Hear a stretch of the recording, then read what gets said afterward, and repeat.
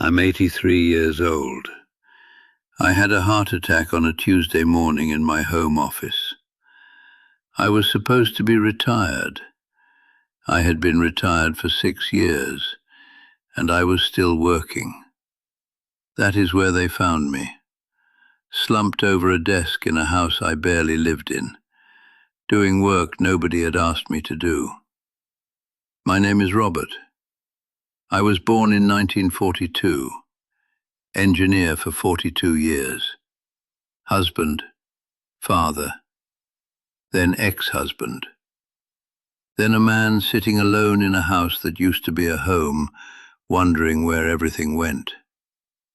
I built bridges for a living. I never once built anything with the people I loved. 6 things I wish someone had told me before I retired. 6 things I learned the hard way so that maybe you don't have to. You think retirement is the finish line. It isn't.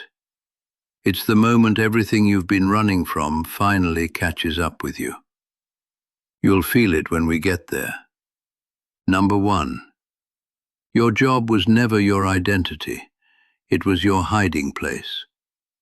I loved my work. I want to say that clearly because it matters. I wasn't miserable. I wasn't trapped. I genuinely loved the problems, the blueprints, the moment a structure went from paper to steel. But somewhere along the way, loving my work became hiding in it. Every late night at the office was a night I didn't have to sit with Carol and admit we had nothing left to say. Every weekend project was a weekend I didn't have to face that my son David had stopped calling.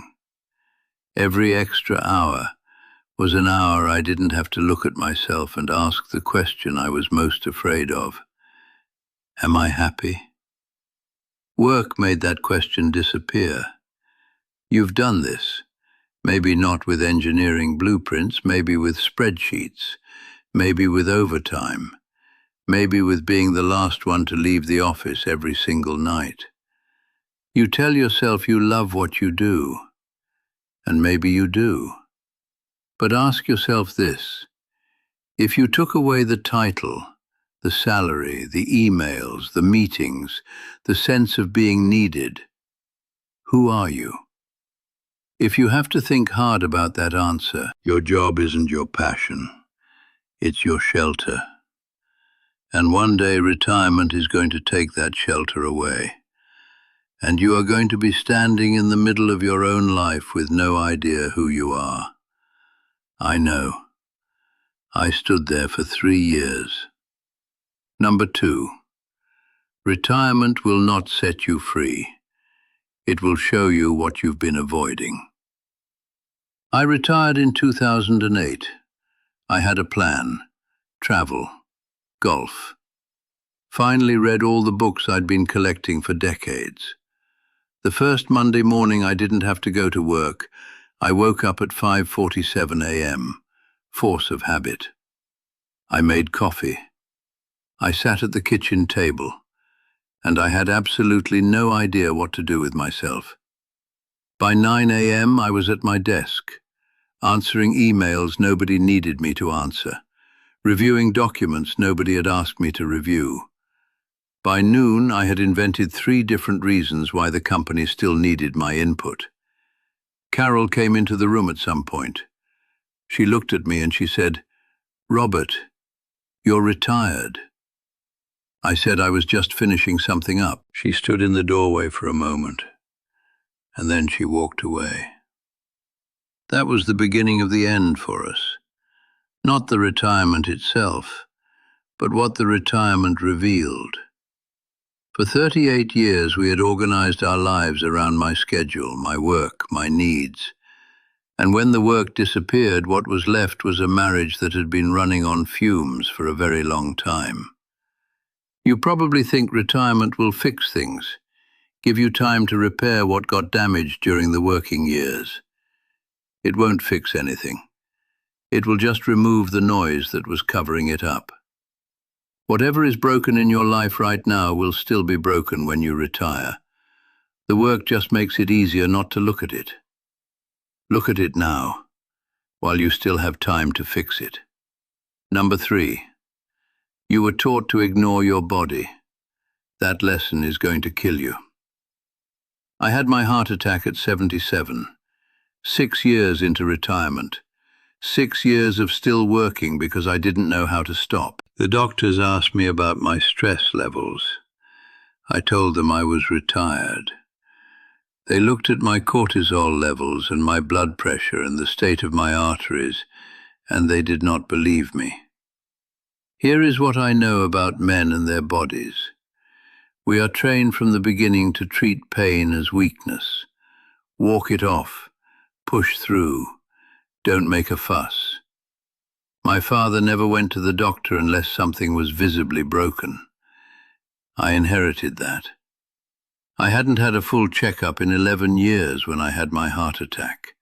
11 years. The warning signs were there. I ignored them. Because men don't stop. Because stopping means something is wrong. Because admitting something is wrong means admitting you are not in control. And men in my generation were never supposed to be out of control. You are doing this right now. The thing in your chest you've been ignoring for 6 months. The pain in your back you keep calling muscle strain.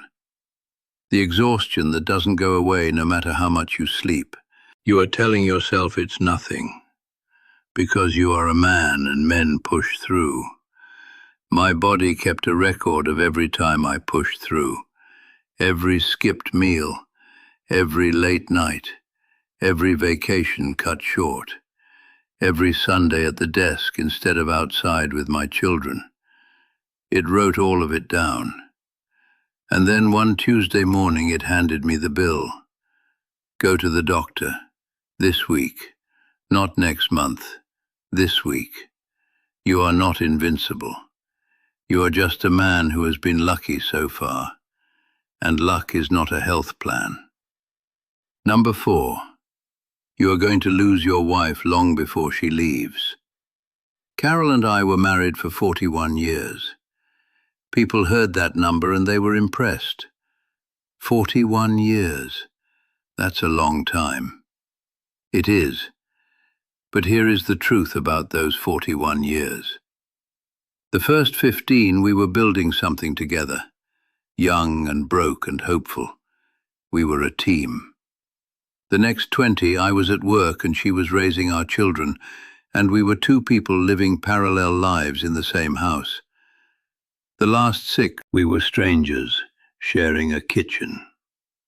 She didn't leave me because she stopped loving me. She left me because she had been alone inside our marriage for 20 years. And when I retired and suddenly I was home all day, she realized she had built a life without me out of necessity. And she preferred it. I don't blame her. I was not there. Not really. I showed up at dinner. I slept in the bed. I paid the bills. But I was never really there. If your wife feels like a roommate right now, if your conversations are logistics and nothing else, if you can't remember the last time you actually sat with her and talked about something real, stop. Right now.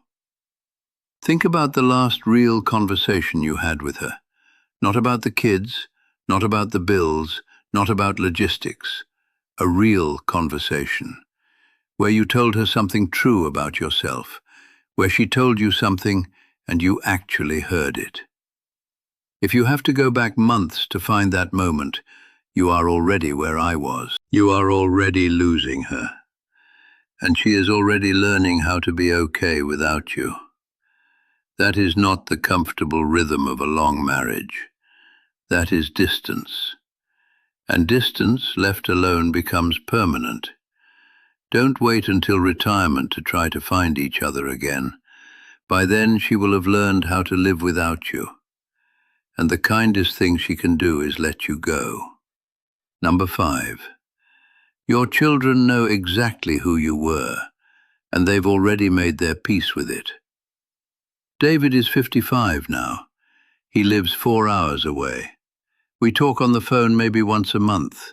Short calls, polite. The kind of calls you have with someone you feel obligated to but don't really know. Anne is 52. She visits at Christmas. She brings her husband and her kids, and the house fills up for 3 days, and then they leave, and the quiet comes back, and it is very loud. I spent most of their childhoods at the office.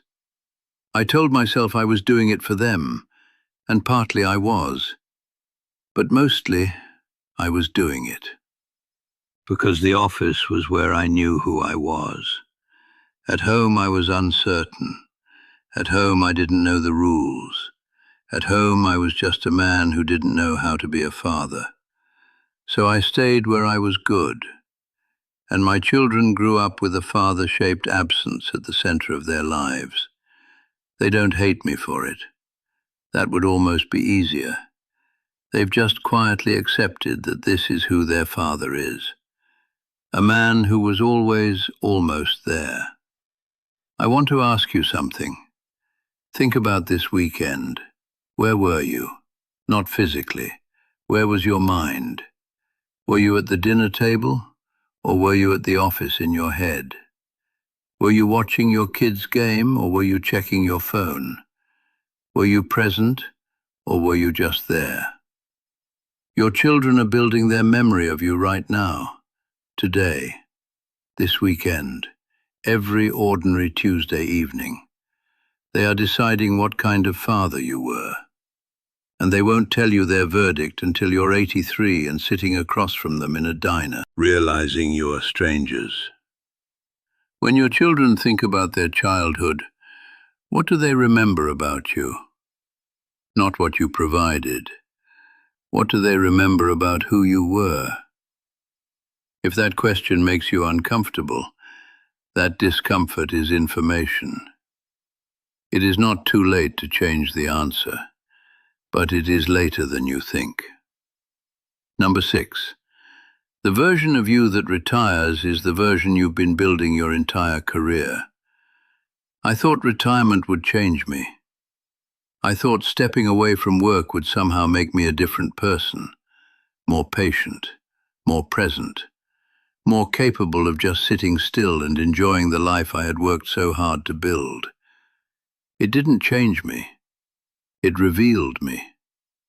Every habit I had developed over 40 years, the impatience, the need to be productive, the inability to sit with silence, the discomfort with vulnerability.